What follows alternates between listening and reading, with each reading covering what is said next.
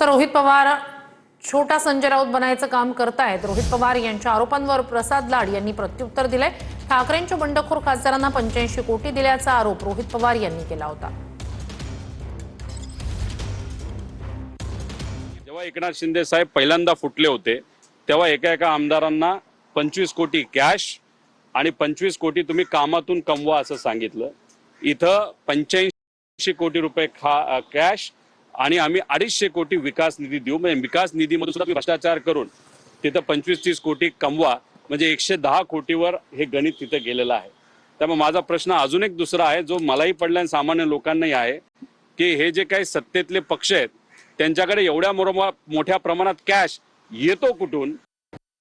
Rohit पवारचा problem असा आहे की उपोषणाला बसलं कोण गेलं नाही। दादा गेले तिथे आमची तारीफ केली। उपोषण सोडवायसाठी कोणीतरी या म्हणून सातत्याने फोन करत होते, कोण फिरकत नव्हते। त्यांच्याच त्या विभागातले आमदार त्यांना भेटायला गेले नाहीत। त्यामुळे कसं बसं उपोषण सोडवून घेतलं। आता चर्चेत पुन्हा राहायचं आणि छोटा संजय राऊत बनायचं काम हे रोहित पवार करतायत। त्यांच्या बोलण्याकडे फार गांभीर्याने घेण्याची गरज नाही। त्यांना त्यांच्या मतदारसंघात देखील 29मध्ये निवडून येतील की नाही शंका आहे। त्यामुळे स्वतःचं राष्ट्रीय अस्तित्व निर्माण करण्याचा रोहित पवार प्रयत्न करत आहेत।